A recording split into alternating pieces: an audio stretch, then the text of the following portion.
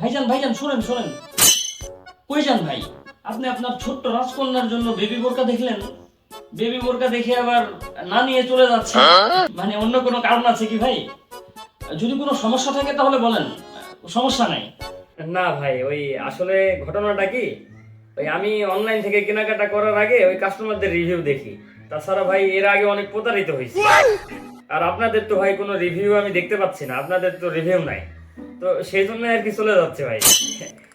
আর কি যে বলেন না ভাই, আমরা গত 2 বছর যাবত ব্যবসা করে আসছি বেবির বোরকার, আর আমাদের শত শত কাস্টমারের পজিটিভ রিভিউ আছে। আপনাকে আমি রিভিউ দেখাচ্ছি, আসেন। কই ভাই দেখি আপনাদের রিভিউ গুলো একটু দেখি।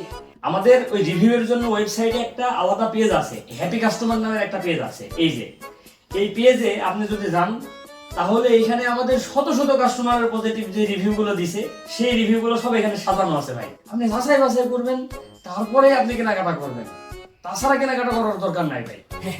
ভাই থামেন থামেন, অনেকগুলো রিভিউ অলরেডি দেখে ফেলছি, বুঝতে পারছি ভাই আপনারা আসলেও আপনাদের প্রোডাক্টের কোয়ালিটি অনেক অনেক ভালো। আর ভাই আমি আর দেখতে যাচ্ছি না ভাই, ওই আমার মেয়ের জন্য আমি এখনই অর্ডার করে ফেলবো ভাই। ভালো থাকেন ভাই।